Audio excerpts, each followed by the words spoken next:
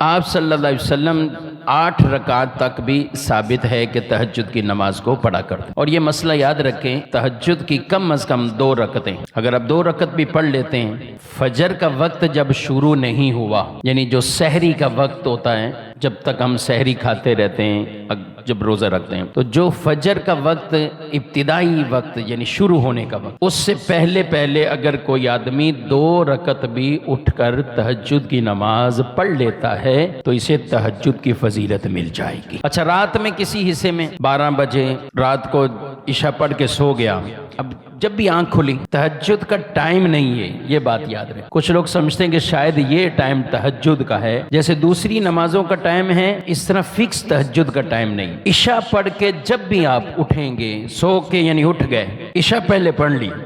پھر سو گئے، اب چاہے تھوڑی دیر کے لیے سو گئے، کچھ لمحات کے لیے آپ کو نیند آ گئی، تو اس میں آپ نے اٹھ کر جو بھی نفل نماز ادا کی وہ آپ کو تہجد کی فضیلت مل جائے گی۔ سردیوں کو مومن کے لیے موسم بہار کہا گیا ہے، کیوں کہ اس میں رات لمبی ہوتی کہ آدمی سو بھی لیتا ہے، نیند بھی کر لیتا ہے، اور پھر بھی ٹائم نکل آتا ہے۔ عشاء کی نماز پڑھی 8 بجے، 8:30، 9 بجے تک، عام طور پر جو کہیں کہ فارغ ہو گئے، کھانا کو نہ کھایا، سب کچھ کر لیا، بالفرض 10 بجے تک فارغ۔ اور کئی لوگ ہیں جو مغرب کے بعد اپنے کھانے کا معمول رکھتے ہیں، ان کے لیے اور ٹائم بچ جاتا، پھر سو گئے تو بھی آدمی 6 گھنٹے تقریباً آرام سے نیند کر کے بھی اٹھے گا، تہجد کا وقت اسے مل جائے گا۔ بہرحال تھوڑی نیند ہو یا جب بھی، مسئلہ یہ ہے کہ اگر آپ نے عشاء کی نماز پڑھ کر سو گئے، اب اٹھے تو وہ تہجد کا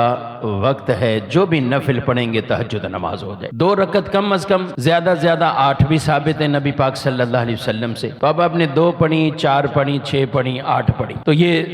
تہجد کی انشاءاللہ آپ کو فضیلت مل جائے گی۔ اور راتوں کو قیام کرنے والے یہ وہ لوگ ہیں کہ جن کو بلا حساب اللہ جنت کا داخلہ عطا فرمائے گا، تو یہ بھی نیت رکھنی چاہیے، جن دنوں میں ہو جائے۔ سردیوں میں ممکن ہے، سردیوں میں عادت ہو تو پھر مستقل مزاجی کے ساتھ بھی چلتا رہے، عمل تھوڑا ہو بھلے لیکن مستقل، جذبات میں آ کر کہے کہ 1 دن 2 دن اس کے بعد نہیں۔ نبی کریم علیہ السلام کو جو سب سے زیادہ پسندیدہ عمل ہوتا ہے، آپ یہی فرمایا کرتے تھے، عمل تھوڑا لیکن مستقل، یہ بڑی فضیلت والا کام ہے۔